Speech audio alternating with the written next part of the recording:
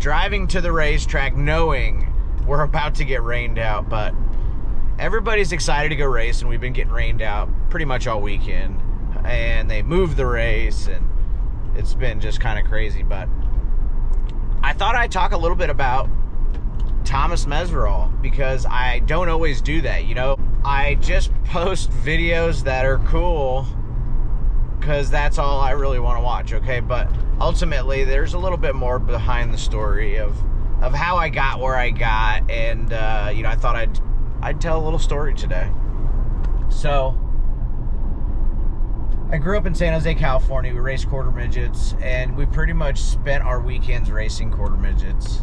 And I found out as a kid that, you know, I could be this race car driver, and there was these people who owned race cars who would give me rides, and I could make money doing this, you know. And so then, like, I just have always tried to do that, but I wasn't able to do that in the beginning because I didn't always have that, you know. So my dad had quarter midgets, and we got micros, we got a modified on pavement. I raced that for a year, raced a late model stock car, Southwest Tour car for like, I don't know, 4 months, 12 shows.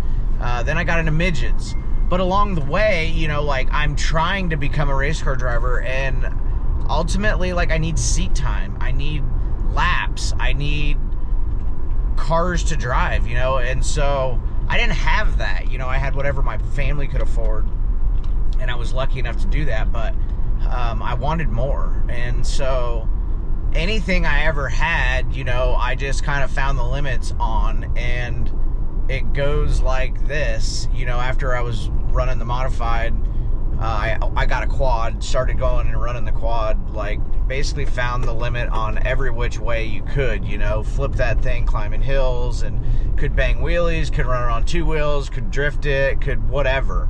And I learned so much with that quad, because just, you know, having front brakes and then being able to just body position wherever you needed to. And then I learned about, like, weight transfer just through body positioning, you know. And I would go to Metcalf, which was like 10 minutes away from my house, fortunately enough, and they had a little circle track I kind of cut into the quad track, and nobody would be up there during the week. And so I would just go burn this thing out. I'd go get left rear micro tires from my friends, Hoosiers, and I'd go wear them out until there was nothing left, you know. By the end of this thing, one summer, I mean, it had the biggest curb. I mean, it was like a 3-foot tall curb. Originally, it was like a bank, but by the time I was done with it, it was a ledge. And I feel like, and it sounds crazy, I learned how to run the cushion on that quad because I ejected myself off that quad several times, learning and training my brain into, okay, I need to gas it, even though, like, your body tells you not to, like, but you know you need to wick the throttle up in order to rip the lip, or if you don't, it's ejecting you, okay? And I learned that the hard way on the quad. And then, you know, I was a pavement racer, running a modified, running that late model and midgets, and everything I ran, we were hoping to go pavement racing. My parents were really wanting to move to Charlotte and be in NASCAR land, but that wasn't my path. And so I was racing midgets, and I ended up getting a street bike. Met a guy racing the quad or riding the quad, and he had street bikes. Rode his bike, fell in love with that, and then it was like, it's almost like in a video game, okay? You don't start out racing the Formula 1 car. No, you start out running the street stock, you know, and Tony Stewart's sprint car racing. You start out running the street stock, and then you get to a modified, and then, you know, you make your way up. Even in iRacing, you know, same thing. You know, you got to build your rep, your creds, your driving ability. And so in doing that, the quad was one key to the puzzle, okay?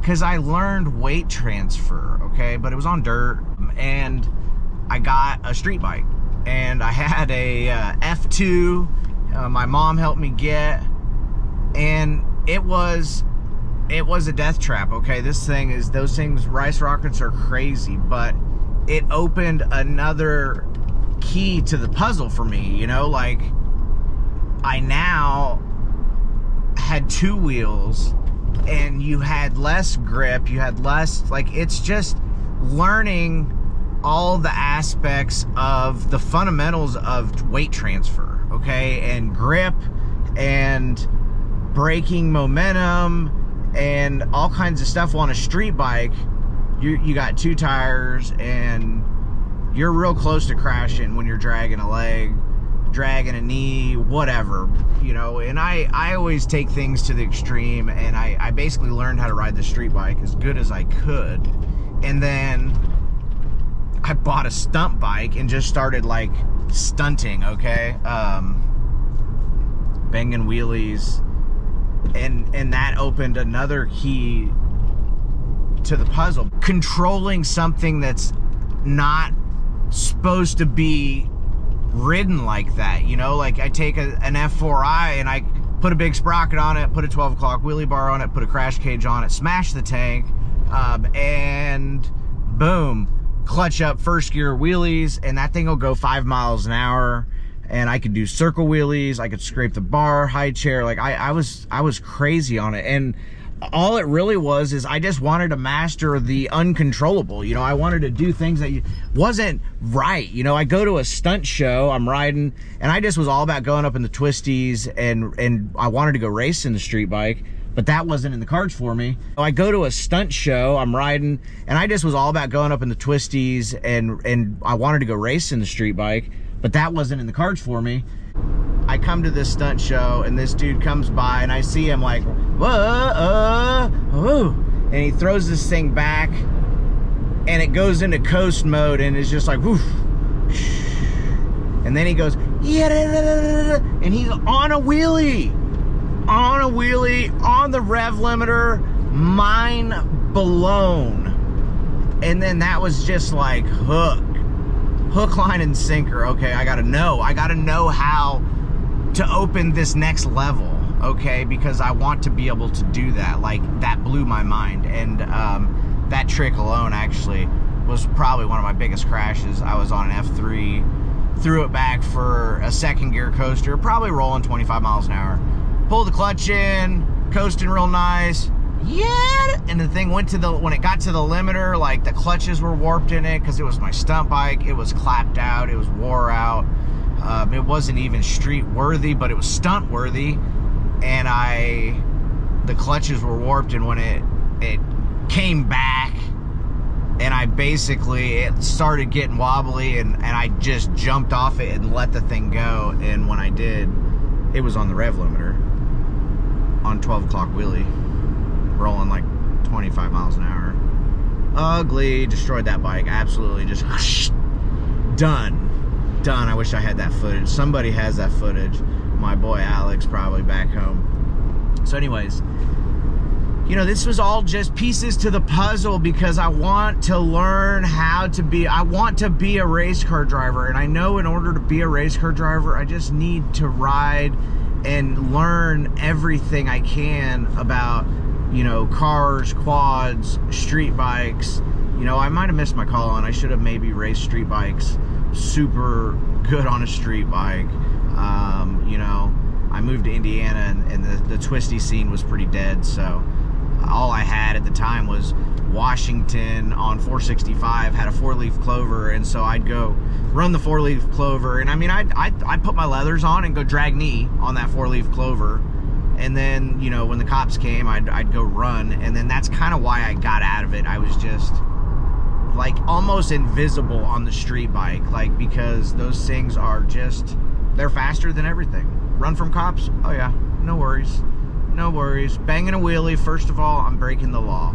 You know, everything in T-Mez's brain is a math equation, and I feel like racing has caused that. Learning the fundamentals of momentum, of everything, has caused all these procedures. Everything just has a procedure, and then once you learn these procedures, it's just a matter of putting these procedures into place at the right time and making something happen, you know. And that is from learning how to shift a manual, you know, car, to learning how to shift it without a clutch, because you got a rev match, you know, like all the truck drivers know all about that. They don't use a clutch. It's all about rev matching, and there's another key to unlock, you know, another piece of the puzzle. Learning how to gear match, learning how to trail brake, while downshifting, you know, to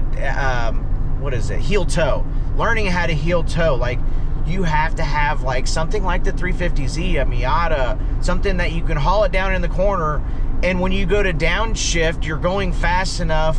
If you don't rev match it, it will upset the tires, turn it sideways, and you will crash, okay? Unlocking all the keys to the puzzles helps you learn how to not crash. That is the biggest key to the puzzle, is like, okay, I'm a hired gun. And the rule number one is like, I'm there to do a good job. I'm also there to take care of your equipment. That's why you hired me. I can take care of your equipment. Also, while doing so, rip the lip, put it on the fence, do wheelies. You know, if somebody slides me, turn down, slide or die at the other end. You know, in my backpack is all these different techniques I've learned along the way.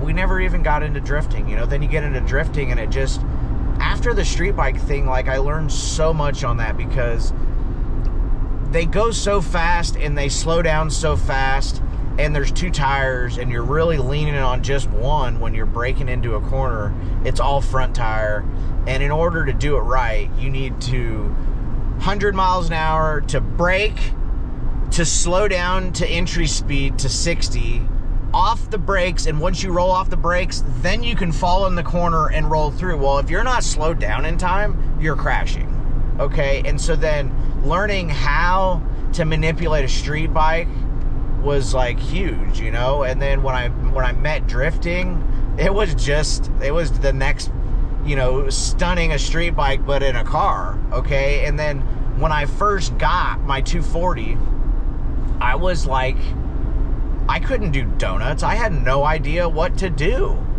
Okay, so I went to a parking lot, and I stopped, I turned left, and I revved it up, and I clutched it, you know, and tried to do a donut, you know, and you know what it did? It just picked up a push and plowed into a curb. I didn't hit the curb, but okay, so then I'm like, okay, well, that's not gonna work. So now I'm just kind of rolling in circles, and then I rev it up, let out the clutch, and dump the clutch, and it kind of gets sideways on me, you know, and I just start learning one step at a time. And I kid you not, I bought this 240 and I couldn't drift. I had no idea. Like, I could power drift because I've raced cars, you know, but to drift, I had no idea. And then when you throw in the going from drifting a left corner into a right corner, let's just say we're doing figure eight. I'll throw up the footage right now. Watch how the steering wheel, I just let go and it just goes, wee, wee, wee, wee, wee, grab it, drift, roll through, wee, wee, wee, wee, grab it, drift, roll through. Like, it is a process. It's a procedure. And I learned these steps with just buying shitty street cars with 5 speeds, determined to learn how to drive and be able to master a street car, a street bike, a quad, a dirt bike, a midget, a sprint car. And now I'm fortunate enough to run some of the nicest equipment in the country, and you know, now I'm just perfecting my craft. Racecraft is huge, you know. Midget Racecraft is way different than non-wing sprint car Racecraft. You know, it's kind of kamikaze, and I feel like a lot of that reason is because the cars are so short, the cars are so small, like it doesn't take a lot to clear somebody on a slide job. And then, you know, you get a bunch of young talent in there, and they're just eager to win. And a lot of the rules get thrown out, and it's just slide or die. But I like slide or die, you know, because in slide or die comes the pressure of, like, glory or, you know, hero or zero. Because if you make a mistake, you could hand away a race. If you come out of the other side making the right move, you could be a winner, you know? And so, like, the pressure, there's nothing you can do to change the pressure the car gives you when you're driving. The ability to be in the right mindset and not be scaring yourself physically in the car, and then have the energy and the strength and the breath, breathing correctly while you're racing, while you're going 120 miles an hour, sliding on dirt, racing the most fierce competitors, Kyle Larson, Justin Grant, Tyler Courtney. I mean, there is some great race car drivers out there with us.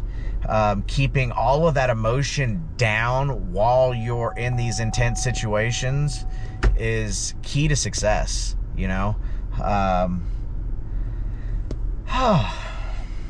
Well, I got the text that it canceled, so went to the gas station. I'm gonna go get me a soda and some gas.